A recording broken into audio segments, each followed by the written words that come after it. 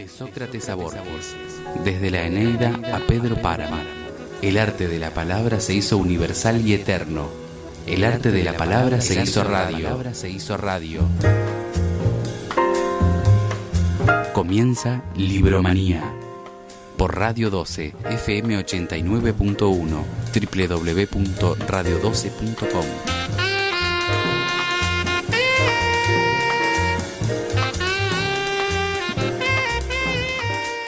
Bienvenidos, queridos oyentes, al programa número 200 de Libromanía. ¿Cómo estás, Aquiles? Muy bien, y hoy más bienvenidos que nunca porque cumplimos 5 años acá gracias a Radio 12. Estamos profundamente agradecidos por tenerlos a ustedes escuchándonos y permitiéndonos hacer este programa porque colaboran con nosotros para confeccionarlo. Y por supuesto, gracias totales a Radio 12. Debido a la pandemia festejamos siempre a la distancia, siempre por Radio 12 en la 89.1 FM. Mensajes 3447 1540 8120. Facebook Libromanía Colón. ¿Y por dónde más, Marta? ¿Cómo no? Por www.radio12.com. Además nos encuentran en YouTube, en nuestro canal Libromanía con Marta y Aquiles. Y por cierto también en Instagram, @libromanía_colón. Aquiles, ¿qué preparamos en este programa tan especial para nuestros oyentes? Tenemos un editorial. Solo sé que sé muy poco. Ajá, tal cual. Autor a tratar, Joan Margarit. El gran poeta catalán. En De quién hablamos hoy tenemos a los Ecos del Camino. ¡Uy, buenísimo! Que nos brindan su tema Turismo Regenerativo. Laura y Steph. Digamos con respecto a los Ecos del Camino que están trabajando en el equipo de Patricia Batilani, directora del Centro de Estudios Avanzados en Turismo de la Universidad de Bolonia e integrante de un comité de la ciudad de Rímini. Rímini es una ciudad sobre la costa del mar Adriático con 148.000 habitantes permanentes que recibe 10 millones de visitantes al año. En dicha ciudad se busca ampliar los puntos de atracción, no solo la playa, sino nuevos atractivos culturales y comerciales alejados y sumar áreas verdes. Hay un nuevo concepto, overtourism, tiempo, cantidad y espacio. Evitar la conjunción letal de muchos turistas tratando de visitar al mismo tiempo los mismos lugares.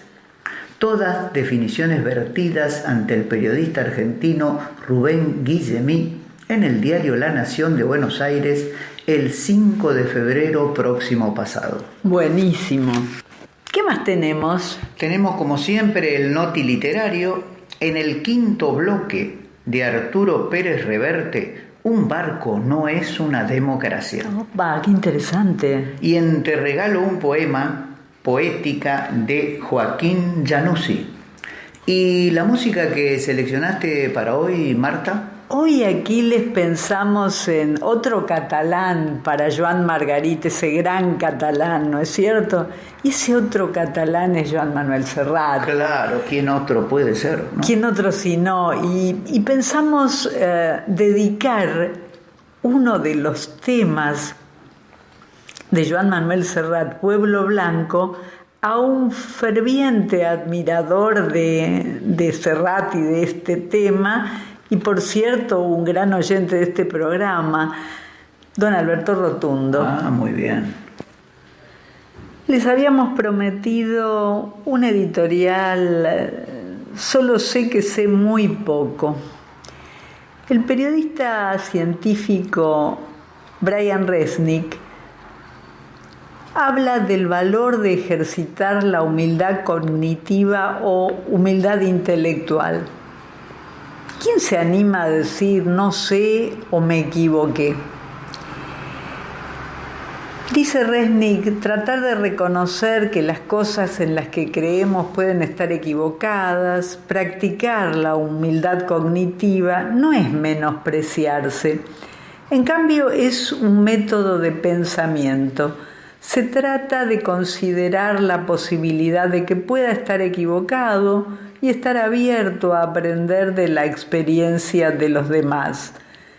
La humildad intelectual significa sentir curiosidad por los puntos ciegos propios. Un ejemplo se encuentra en el método científico, donde se trabaja activamente contra la propia hipótesis, intentando descartar cualquier otra explicación alternativa para un fenómeno antes de llegar a una conclusión. En fin, se trata de preguntarnos, ¿qué me estoy perdiendo? Esta humildad está asociada con otros rasgos valiosos de carácter. Las personas que obtienen una puntuación alta en los cuestionarios de humildad intelectual están más abiertas a escuchar puntos de vista opuestos y buscan más fácilmente información que entra en conflicto con su visión del mundo. Prestan más atención a la evidencia, tienen una mayor conciencia de sí mismos cuando responden una pregunta incorrectamente. Esto recuerda uno de los principios de la cultura de Netflix. El CEO y cofundador Reed Hastings, cuando elige su personal, es tajante. Suele decir, no toleramos imbéciles brillantes. Dentro de la descripción de quienes consideraba dentro de ese grupo, habló de personas que a pesar de su excelencia o gran talento, no escuchan a los demás, tienen egos exacerbados, son los dueños de la única verdad y no están dispuestos a aprender y colaborar en equipo. Hastings no acepta empleados sin humildad cognitiva. Decir no sé o me equivoqué, por un lado, nos vulnerabiliza y eso es incómodo. Y por otro lado, pensando desde el ambiente y el contexto, tiene penalización social. A nivel humano no se suele valorar el no sé como una muestra de honestidad y de ser genuino. Y en el plano laboral, los incentivos explícitos y tácitos suelen estar en contra de reconocer el error o que algo no se sabe. El ecosistema está dado para no hacerlo y animarse es ir en contra de la corriente. Señala Guadalupe Nogués, docente y comunicadora, autora del libro Pensar con otros, una guía de supervivencia en tiempos de posverdad. Para poder equivocarse o reconocer que algo no se sabe, que en ambientes innovadores es usual y deseable como proceso de creación, es necesario contar con una red de contención donde rebotar al decirlo. En el libro Artful Making de Robert Austin se explica el concepto de un espacio psicológicamente seguro donde las personas sientan la tranquilidad de expresarse, de reconocer y aportar sin temor a ser juzgados o castigados al hacerlo. Son mecanismos, estructuras y actitudes que tienden un ambiente propicio a ejercitar esta humildad intelectual sin que sintamos temor a quedar expuestos. Cada cosa que aprendo, cada persona que escucho, que despliega mundos que me son tremendamente ajenos, me enseña de la gran ignorancia que tengo sobre casi todo. Y no es falsa humildad, es la más concreta y dura interacción diaria. Tengo la fortuna de conocer a personas interesantes y con proyectos que están aportando a la evolución y transformación de costumbres y sociedades. Muchas entrevistas o investigaciones desafían mis creencias previas, torean mis convicciones y me muestran mis prejuicios. Hay océanos de mundos por aprender y reaprender. Vamos por ellos, queridos oyentes. Ahora en Libromanía, Obras Inmortales. Pequeña selección de obras inolvidables de diferentes tendencias y periodos literarios. Obras inmortales. Obras inmortales. Obras inmortales.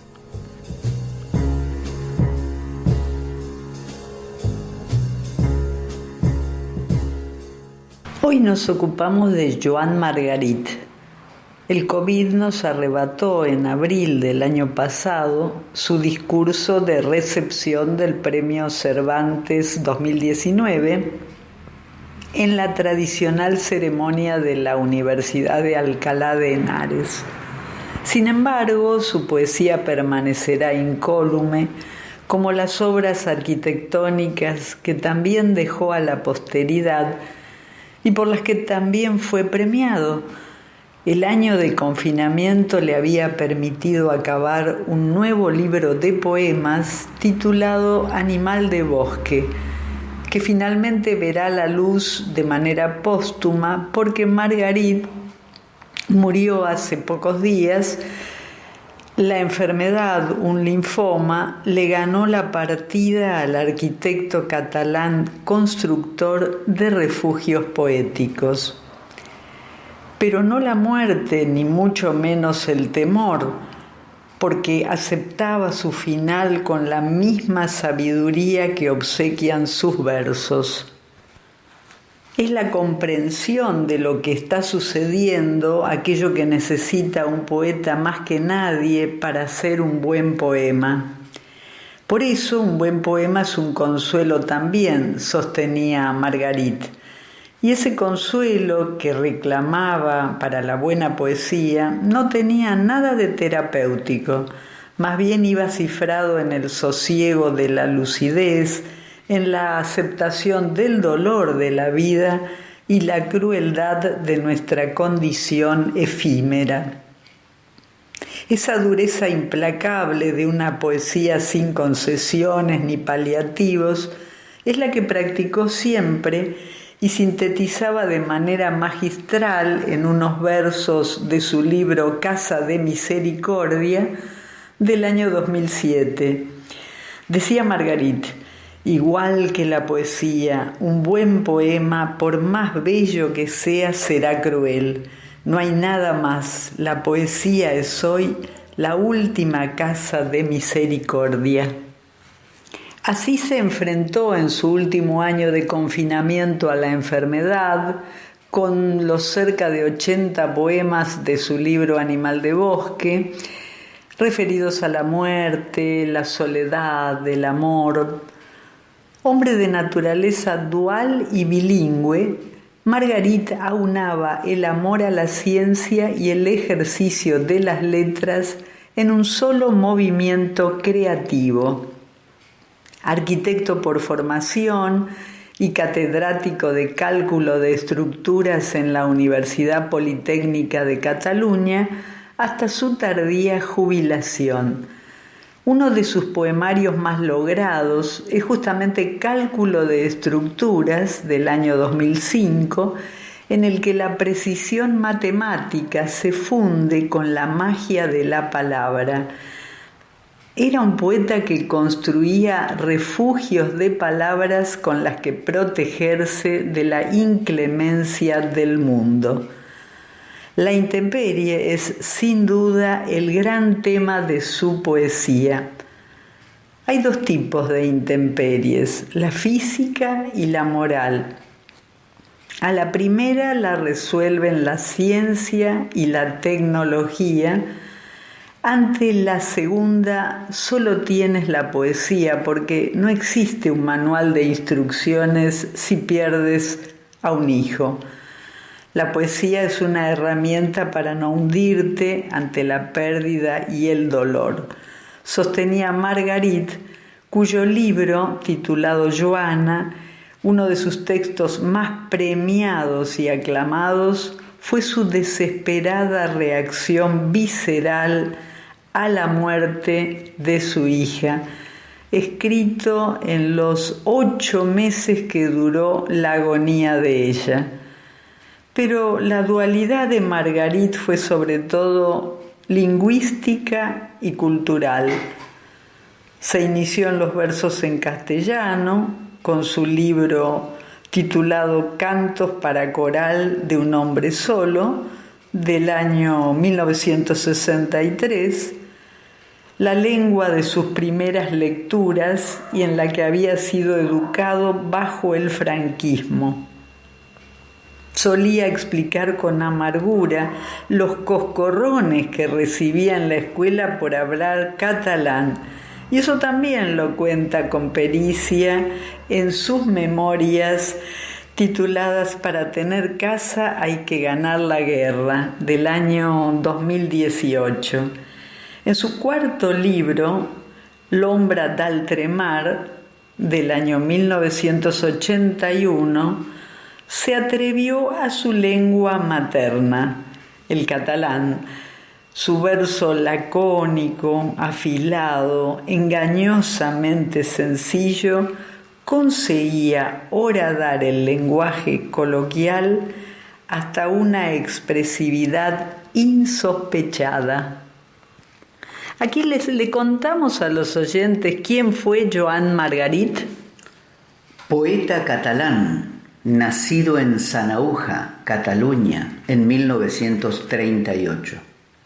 No solo fue el autor de una treintena de poemarios memorables y uno de los poetas más leídos y queridos de las últimas décadas, sino también el artífice de unas cuantas obras arquitectónicas de proyección internacional, como la cúpula del Mercado de Vitoria en 1977, premiada a nivel europeo, y el Estadio y el Anillo Olímpico de Montjuïc en 1989.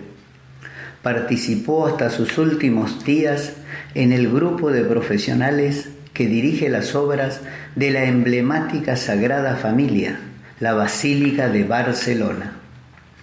De hecho, Margarit se definía como un arquitecto que construía casas. Multipremiado en Cataluña, en toda España, en México, Chile. En 2019 recibió el Premio Cervantes, considerado el Nobel de Literatura en español. Ser poeta es una manera de estar en el mundo. Margarit fue el primer poeta catalán en ganar el Premio Cervantes por la honda trascendencia y el lúcido lenguaje siempre innovador, con el que enriqueció las lenguas castellana y catalana. Desdeñaba las corrientes poéticas y consideraba que, fuera de la poesía, el hombre se encuentra a la intemperie. Valoraba al poeta como el ser más realista porque bebe de la realidad. Joan Margarit falleció el 16 de febrero del 2021 en Barcelona a los 82 años. Muchas gracias, Aquiles. Ahora en Libromanía, ¿de quién hablamos hoy? Mini biografías.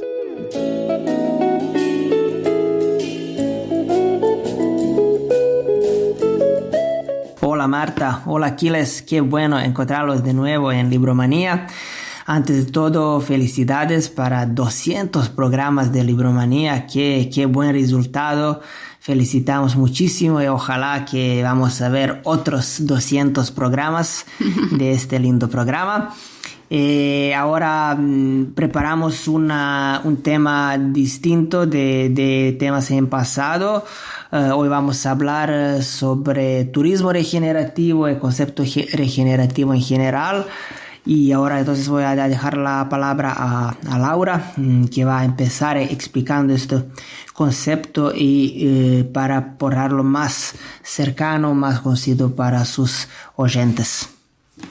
Muchas gracias, Estefan. Y sí, realmente si queríamos tratar este tema que nos parece muy interesante y lo que propone la regeneración, que es realmente un cambio de paradigma, ¿no? Hasta ahora se hablaba y se habla de la sostenibilidad, de la necesidad de minimizar nuestros impactos negativos en el medio ambiente, pero la sostenibilidad llega hasta allí, ¿no? Siguiendo, o sea, sigue con el buscando el crecimiento económico sin límite y pensando que solamente con minimizar nuestros impactos puede esto ser factible, y en realidad vemos que no es suficiente y lo vemos por ejemplo con la crisis actual del coronavirus, una crisis multisistémica que ha afectado al sistema de salud, pero también al sistema económico, financiero, educativo, político, y es necesario buscar soluciones que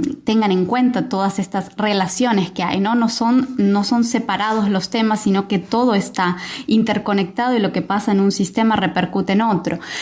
La regeneración lo que plantea es ir más allá de esta sostenibilidad y justamente ver los problemas, cómo están interrelacionados y cómo el hombre no está fuera de la naturaleza, sino que es parte de ella y debe coevolucionar junto con ella. Entonces, dejar de ver al hombre como alguien externo y que está sobre la naturaleza y puede tomar las decisiones que quiere, sino cómo coevolucionar y en realidad imitar más a cómo funciona la naturaleza y la capacidad de regenerarse, que también esto es algo que lo hemos visto durante el stop que hubo en el movimiento durante los primeros lockdowns, donde la naturaleza sola puede regenerarse. Pero la regeneración lo que plantea es también ayudarla y empezar a crear un impacto positivo en el medio ambiente y en la naturaleza. Algunos de los conceptos básicos tienen que ver con las tres relaciones fundamentales que tiene el hombre consigo mismo, con los otros y con la naturaleza. También tiene mucho que ver con abordar los problemas desde lo local. Entonces, en vez de pensar en soluciones globales y una solución que sirva para todo tipo de contextos, en verdad tratar de pensar en las particularidades de un lugar y cuáles son las necesidades de esa comunidad, y a partir de ahí pensar en soluciones que puedan aportar a un desarrollo regenerativo. Este concepto traído al turismo, porque en verdad se habla de agricultura regenerativa, de diseño regenerativo, teniendo en cuenta cómo funciona la naturaleza. Cuando hablamos de turismo regenerativo, tratamos de lograr que el viajero, a través de una experiencia turística, pueda desarrollar esas tres relaciones, ¿no? Consigo mismo, con otros viajeros y con sus anfitriones, con las comunidades que lo reciben, y con la naturaleza. Se trata entonces de codiseñar, ¿no? Siempre se habla de co-creación o codiseño de las experiencias turísticas con la comunidad, para que realmente la experiencia que viva un visitante esté en armonía con lo que la propia comunidad quiere transmitir, quiere compartir, y para que en ese caso no se generen estos problemas que hemos visto aquí en Europa con el rechazo al turista porque viene a invadir, porque viene a ocupar nuestro espacio. Si estas experiencias se diseñan con la comunidad, es mucho más difícil que se generen estos encuentros, estos enfrentamientos. También en el rol nuestro como profesionales de turismo se pasa de hablar de un rol de experto a uno de facilitador, que viene desde afuera a aportar, a facilitar esas conversaciones, pero el conocimiento está en la comunidad, ¿no? Y se habla de la colaboración y la inteligencia colectiva, y no exportar modelos como se hizo muchas veces en los años 90, cuando venían quizá desde España a exportar un modelo turístico que no se correspondía con la realidad local.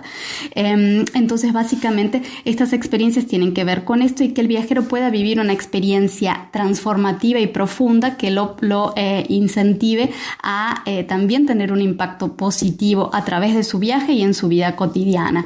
Y algunos de estos ejemplos pueden ser, por ejemplo, observar y escuchar la naturaleza, tener un momento de silencio, reflexión, meditación en el lugar en que estamos, tener la posibilidad de encontrarnos y convivir con la comunidad que nos hospeda para aprender de ella, de esas relaciones personales y muchas otras. Ahora Stefan les va a contar un poco más algunas de estas experiencias que pudimos vivir nosotros durante nuestro viaje con Echoes of the Journey por Latinoamérica y que se relacionan con esta nueva concepción del turismo.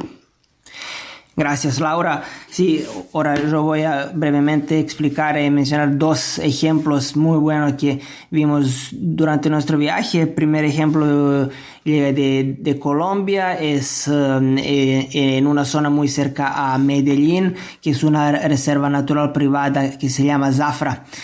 Regeneración en esta región en ámbito social, económico y ambiental, porque es una zona que sufrió muchísimo de la guerra entre guerrillas, carteles, etcétera, por más de 20 años, y luego se quedó sin movida social. Mucha gente abandonó sus casas y fincas, y ellos entonces empezaron a reempezaron con actividades económicas de agricultura, también regeneraron más de 35 hectáreas de forestales, también a través de ecoturismo. Empezaron con actividades de cultivación de cacao, de café, etcétera, para aportar no solo una regeneración ambiental, pero también económica y social. Más y más gente volvió a vivir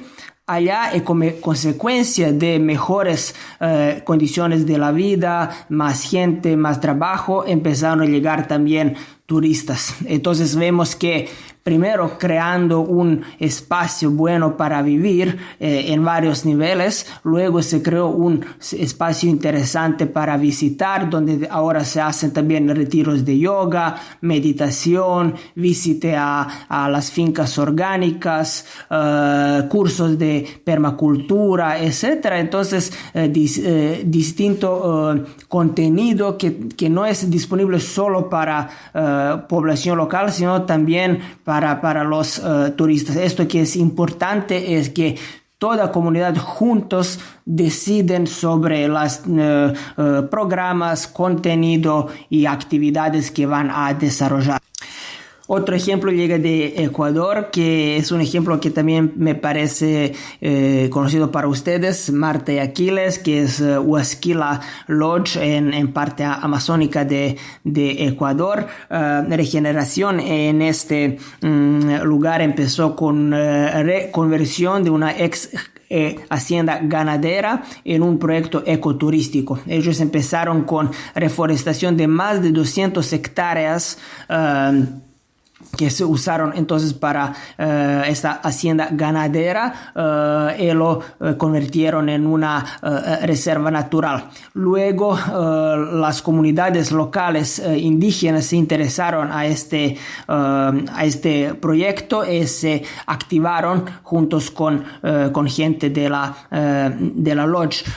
Gracias a esta oportunidad, muchas personas que normalmente querían irse de estas comunidades indígenas se quedaron a vivir en esta zona, se dedicaron a los trabajos en agricultura, en turismo. También gracias a reforestación muchas culturas de las plantas que antes fueron perdidas se volvieron, y ahora conocimiento e educación sobre uso de estas plantas existe nuevamente en estas comunidades, y entonces vemos que acá regeneración fue en muchos niveles, sobre todo en ambiental, pero que también permitió a las comunidades indígenas de estar incluidos en procesos de decisión, cómo quieren crear sus espacios, cómo quieren desarrollar actividades y cómo pueden vivir juntos con una lodge, un proyecto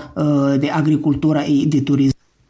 Bueno, esperamos que hayan disfrutado esta breve introducción al turismo regenerativo y al concepto de desarrollo regenerativo, y también esperamos seguir comentando y compartiendo más ejemplos de este tipo de turismo en los próximos programas. Les agradecemos nuevamente, Marta y Aquiles, por tenernos, y nos encontramos en el próximo programa. Muchas gracias. Hasta luego. Libromanía presenta El Notiliterario. Noticias culturales de los ámbitos local, provincial, nacional e internacional.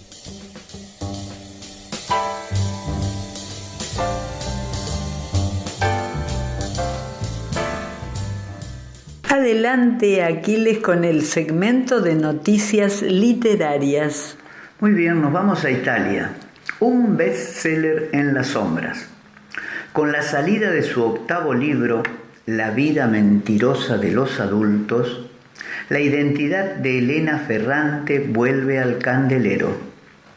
¿Quién es esta señora que escribe novelas inolvidables sobre problemáticas y vínculos femeninos y es amada por sus millones de lectores en el mundo? Si es que es una señora, porque muy bien podría tratarse de un señor.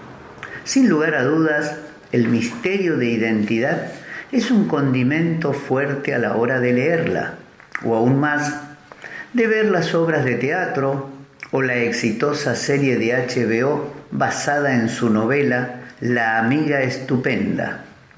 La revista Time la consideró en 2016 una de las 100 mujeres más influyentes del mundo. Y Hillary Clinton quedó absolutamente conmovida por la serie y se prometió leer las novelas. Pero nadie sabe quién es. ¿Operación de marketing o solo aversión a la fama? ¿Quién será Elena Ferrante? El misterio continúa. Un autor entrerriano. A ver. Desde hace años, los libros del escritor entrerriano Juan Solá son muy leídos por los jóvenes. Escribió novelas como Naranjo en Flujo y La Chaco. También es autor de libros de relatos y poemarios. Se trata de uno de los escritores argentinos que cuentan con más seguidores en las redes sociales. Juan Solá, además, dirige para la editorial Sudestada una colección que incluye poesía de autores nuevos. En diciembre de 2020 lanzó su novela titulada Invisible. Protagonizada por Andrea, la historia recorre varios asuntos actuales, como la violencia de género, el machismo, las adicciones, el derrumbe de una pareja y las vicisitudes de las familias disfuncionales. Juan Solá es dueño de un estilo personal que les da voz a quienes están fuera del sistema. ¡Qué bueno! Gambito de Dama. El libro escrito por Walter Tevis en 1983, reeditado ahora en distintos formatos, papel, digital y audiolibro, hipnotiza con la fuerza del personaje principal. La dama de este tablero se llama Elizabeth Harmon. La serie de Netflix y la novela hacen de Beth una protagonista similar, pero no igual. Huérfana, solitaria, adicta a las pastillas y el alcohol, competitiva, frágil y genial. Mientras lucha contra sus demonios y los obstáculos que tiene por ser mujer en un mundo de varones, hace todo lo posible para convertirse en la mejor jugadora de ajedrez del mundo. La niña prodigio encuentra en el juego una forma de controlar un campo de batalla, un universo de 64 casillas, que le brinda ese efecto tranquilizador, una vía de escape ante tanta soledad. Pero en la novela, Beth es menos competitiva, más emocional y ligada al disfrute. Un verdadero éxito, Gambito de Dama. La propuesta del español Luis Muiño. ¿En qué consiste? Psicólogo y escritor, Luis Muiño imagina una revolución mental basada en el hedonismo que nos permita redescubrir el placer por el placer mismo como motivo vital para los tiempos post-COVID-19. Le agrada el planteo del filósofo francés Michel Onfray, quien en su libro El cristianismo hedonista propone una sociedad personalista y no individualista en la que combinaríamos los placeres particulares con el goce de las relaciones nutritivas. Acaba de publicar La mente del futuro, psicología para después de un confinamiento, un libro surgido de conversaciones con pacientes, colegas y amigos, en el que despliega sugerentes ideas acerca de cómo hacer planes para el futuro y cómo vivir juntos y separados en un mundo que, con el virus, ha cambiado para siempre. Señala que la pandemia nos quitó una gran cantidad de ruido social y nos permitió concentrarnos más. Así es. Nos vamos a Estados Unidos. Bueno. El adiós al último poeta beat. El poeta, editor y traductor estadounidense Lawrence Ferlinghetti, miembro de la generación beat, murió a los 101 años en su casa de San Francisco a causa de una enfermedad pulmonar.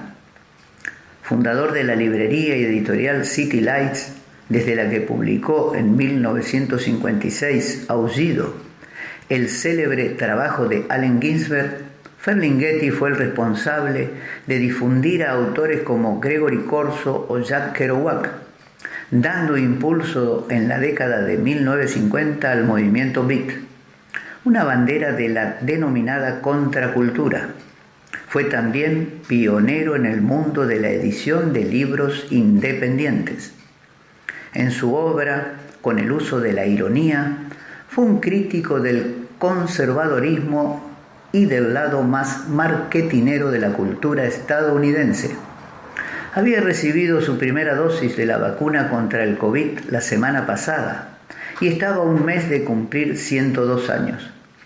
Sus libros vendieron más de 1 millón de ejemplares en Estados Unidos. Al mismo tiempo, dirigió una de las librerías más distinguidas, siempre con la idea de promover autores que buscaran nuevas formas de decir. City Light fue el lugar de reunión obligatorio para los beats y otros bohemios en los años 50 y mucho tiempo después. La editorial acercó a los lectores títulos de escritores que se volverían célebres, como William Burroughs. Entre sus trabajos se destacan 2 libros de poesía, A partir de San Francisco y Paisajes de la vida y la muerte. Es también autor de la novela Ella y de obras teatrales que fueron publicadas bajo el título Argumentos injustos con existencia. Larga vida, ¿eh? Buenísimo. Nos vamos a Buenos Aires. Bueno. Jorge Fernández Díaz, periodista y escritor. El prestigioso periodista fue nombrado personalidad destacada de la cultura porteña. ¿Qué tal? Buenísimo. Y ahora vamos a noticias locales. Vamos, Aquiles. Obra de teatro, El Disparo, dirigida y actuada por Beatriz Córdoba. Va a estar los días 5, 12, 19 y 26 de marzo a las 21 horas en la Casa del Bicentenario de Colón, con entradas muy accesibles. Un imperdible, queridos oyentes. Cualquier comunicación al WhatsApp 3447 52 71 38. Perfecto. Y nos vamos a Villa Elisa. Vamos para Villa Elisa. El Centro Saboya Argentina de Villa Elisa nos informa que están abiertas las inscripciones para los cursos de francés. Niños desde 7 años, también para jóvenes y adultos, tengan o no tengan el conocimiento previo del idioma. Comienzan las clases en marzo. Dirigirse de lunes a viernes de 17 a 20 a los teléfonos 3447 48 13 38 o 15 55 31 98 o por las redes sociales. Muchas gracias, Aquiles. Estás escuchando Libromanía, donde la literatura universal se hace presente.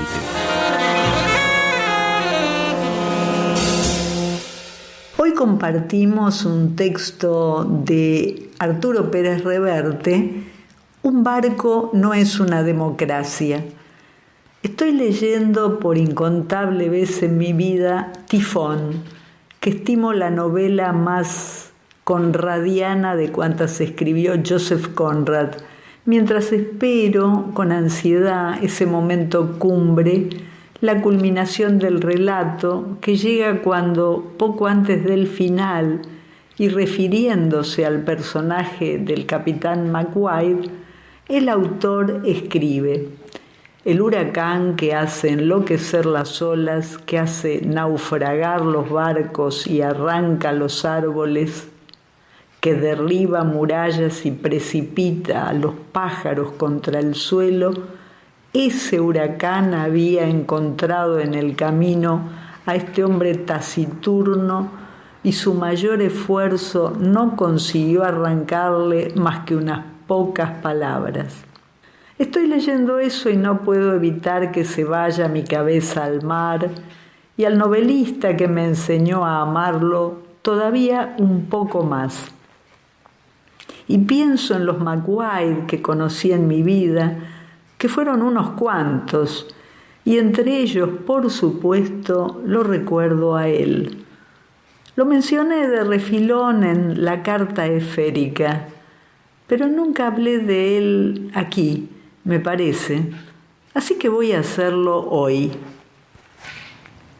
No era taciturno en absoluto, sino todo lo contrario. Expansivo, jovial, arrollador. Una especie de vikingo grande, pecoso, con el pelo casi rojizo, fuerte y vital. No diré su nombre, pues era un individuo complejo y extraordinario. Lo mismo cuando estaba al mando de un buque que cuando pisaba tierra. Labró la infelicidad de una esposa y una hija, y acabó su vida de modo prematuro, tras arrastrar un escándalo social que lo persiguió hasta el final. El cáncer le impidió terminar como una vez le oí decir que deseaba hacerlo. Navegando por un mar gris, bajo un cielo gris, fumando una pipa gris. Era uno de los mejores amigos de mi padre. Habían navegado juntos en petroleros a Oriente Medio y al Golfo Pérsico. Mi padre era todo lo contrario, serio, silencioso, prudente. Hacían una extraña pareja cuando estaban juntos, el marino arrollador en tierra y el técnico educado, elegante y frío, que jugaba al ajedrez. Sé que el carácter expansivo y bronco de ese amigo desagradaba a mi padre, pero aquel hombre había salvado de ahogarse a una de sus hijas, mi hermana Marilí, un día que la arrastró el mar, y el agradecimiento y la lealtad que por eso le profesaba no tenían límites. Estaba en casa leyendo y de pronto se abría la puerta con estrépito. «Ah, del barco, cala, acabo de desembarcar.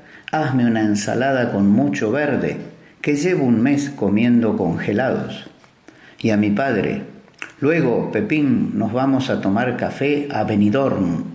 Y mi padre cerraba el libro resignado y después de que mi madre hiciera la ensalada, tomaba el coche y hacía 150 kilómetros para tomar café donde hiciera falta. Eran los años 60 y en esa época le oí decir al capitán una frase que retuve toda mi vida porque es una de las mayores verdades que escuché jamás.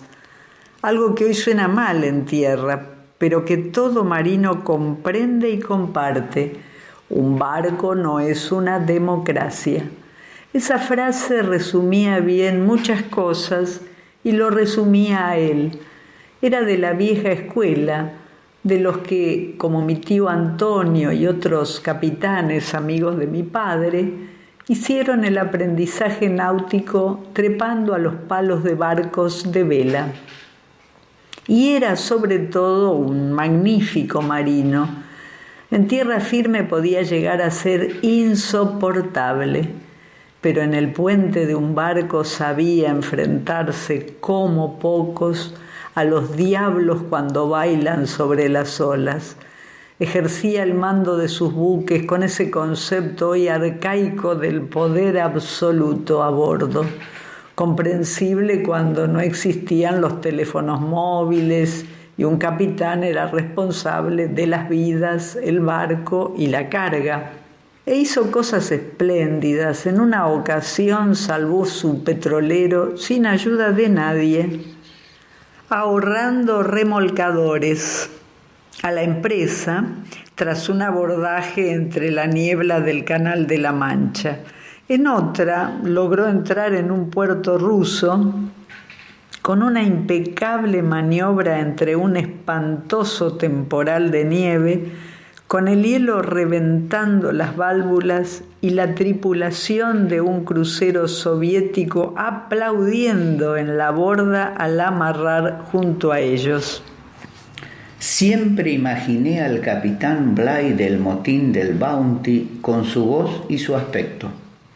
Era un marino de los pies a la cabeza, para lo bueno y lo malo, tosudo, autoritario y eficaz. Un capitán de aquella vieja escuela que los nuevos tiempos condenaban sin remedio. A bordo, afirmaba, un capitán es el amo después de Dios. Y a veces, cuando Dios queda demasiado lejos, simplemente el amo.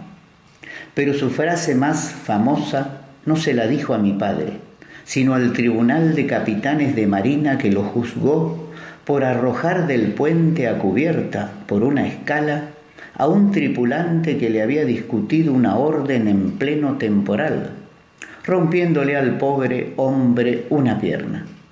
Pues que no se queje porque ha tenido suerte. Hace un siglo lo habría colgado del palo mayor. Lo absolvieron. Eran sus iguales y eran otros tiempos, como digo, otros capitanes y otros mares.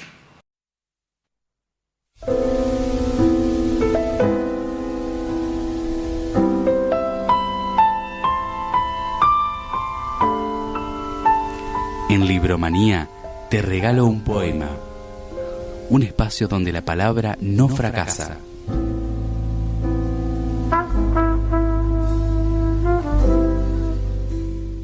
Estamos juntos. Estamos en Radio 12. Y estamos en Libromanía, queridos oyentes, obsequiándoles un poema, en este caso de Joaquín Januzzi, titulado Poética. Les contamos que Joaquín Januzzi nació en 1924 en Buenos Aires.